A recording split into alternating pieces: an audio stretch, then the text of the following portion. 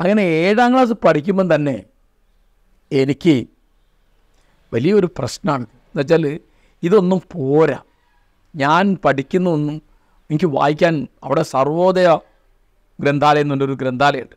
അവിടെ എനിക്കിപ്പോഴും ഓർമ്മയുണ്ട്. ഞാൻ UP പഠിക്കുമ്പോൾ അവിടെ 10-34 പുസ്തകം ഉണ്ടായിരുന്നു. അവിടെ ഞാൻ വായിച്ച് തീർന്നു. പിന്നെ എനിക്ക് പുസ്തകം വന്ന്, ഞാൻ പറഞ്ഞല്ലോ, എനിക്ക് തപാലിന് എന്തെങ്കിലും കിട്ടാൻ വലിയ സന്തോഷമാണ്. ആകെ എനിക്ക് കത്തയക്കാനുള്ളത് ഈ റഹ്മാൻ എന്ന് ഞാൻ വിളിച്ചിരുന്ന അബ്ദുറഹ്മാനാണ്. അപ്പോൾ എങ്ങനെയാണെന്ന് എനിക്കിപ്പോഴും ഓർമ്മയില്ല.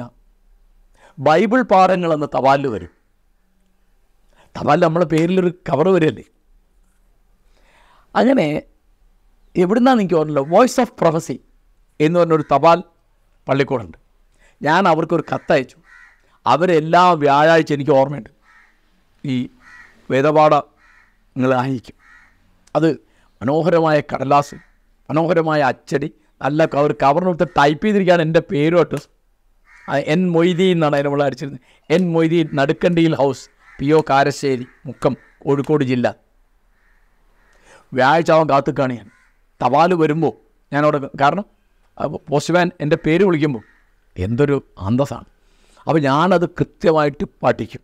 അപ്പോൾ അതിലെന്തുണ്ട്, ഇങ്ങനെ പെർഫറേറ്റ് ചെയ്തിട്ട് അതിലൊരു ഉത്തരക്കടലാസ് ഉണ്ട്. അതിൽ ഉത്തരം എഴുതണം ഓരോ ചോദ്യത്തിനും. അപ്പോൾ എല്ലാ ആഴ്ചയും ഞാനത് എഴുതി അയക്കും. കാരണം എനിക്കിത് മുട്ടായി വാങ്ങിയില്ലെങ്കിലും, മൈസൂർ പാക്ക് വാങ്ങിയില്ലെങ്കിലും, മുറുക്ക് വാങ്ങിയില്ലെന്നും എനിക്ക് പ്രശ്നമില്ല. എന്താണ്, എനിക്കിത് അയക്കാരോ ഈ വേദപാഠ തപാൽ പള്ളിക്കൂടത്തിൽ. അപ്പോൾ അതിന് അടുത്ത തവണ അതിൻ്റെ ഉത്തരക്കടലാസ് വരും. അതിൽ അത്യുത്തമം, ഉത്തമം, കൊള്ളാം എന്ന് 3 കാറ്റഗറിയാണ്. എൻ്റേത് എപ്പോഴും അത്യുത്തമമായിരുന്നു. അങ്ങനെ ഇതൊരു 4-5 പാഠമായപ്പോഴേക്ക് മദ്രസയിൽ അറിഞ്ഞു, പള്ളിയിൽ അറിഞ്ഞു, എന്താണ്, ഞാൻ ക്രിസ്ത്യാനിയാവാൻ പോവുകയാണ്. വലിയ പ്രശ്നം.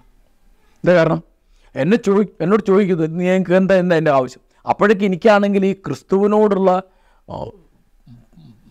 ആരാധന, സ്നേഹം, ബഹുമാനം ഒക്കെ വളരെ കൂടി. അതൊക്കെ എന്നും ഉണ്ട് കേട്ടോ. ആ 6ലും 7ലും പഠിക്കുമ്പോഴുള്ള ആ വോയിസ് ഓഫ് പ്രൊഫസിയുടെ ആ പാഠത്തിൻ്റെ അടിത്തറയുണ്ട്. അപ്പോൾ എനിക്കത് പിന്നീട് ഞാൻ ബൈബിളൊക്കെ വായിക്കുമ്പോൾ, മത്തായിയോ ലൂക്കയോ ഒക്കെ വായിക്കുമ്പോൾ അതൊക്കെ എനിക്ക് അറിയുന്ന കഥകളാണ്, എനിക്കറിയാത്തൊന്ന്. അപ്പോൾ അത് വലിയ പ്രശ്നമായി. എനിക്ക് വലിയ താക്കീത് കിട്ടി, അടി കിട്ടിയില്ല എന്നാണ് എൻ്റെ ഓർമ്മ. അപ്പം ഞാൻ പറഞ്ഞു ഞാൻ ക്രിസ്ത്യാനിയാവൊന്നും പോകുന്നില്ല. അപ്പോൾ എനിക്ക് അടിസ്ഥാനപരമായിട്ട് എന്താണ്, എനിക്ക് തപാലിൽ എന്തെങ്കിലും കിട്ടണം. കാരണം പുറം ലോകമായിട്ടൊരു ബന്ധം വേണമെങ്കിൽ എനിക്ക് മറുപടി അയക്കണം.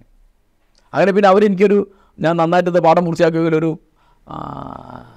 ബൈബിളൊക്കെ അയച്ചു തന്നു. അതിൻ്റെ ആ സർട്ടിഫിക്കറ്റ് ഇപ്പോഴും എൻ്റെ കയ്യിലുണ്ട്. പക്ഷേ അതിൻ്റെ അഡ്രസ്സില്ല. ഞാൻ പിന്നെ അന്വേഷിച്ചിട്ട് ഈ വോയിസ് ഓഫ് പ്രൊഫസി എന്ന് പറയുന്ന തപാൽ പള്ളിക്കൂടം നടത്തിയിരുന്ന ആരാന്ന് എനിക്ക് കണ്ടുപിടിക്കാൻ പറ്റിയില്ല. എൻ്റെ അടുത്ത് ഇപ്പോഴും ഉണ്ട് സർട്ടിഫിക്കറ്റ്. അപ്പോൾ ഇങ്ങനെയൊക്കെയാണ് അന്നത്തെ വായന എന്ന് പറയുന്നത്.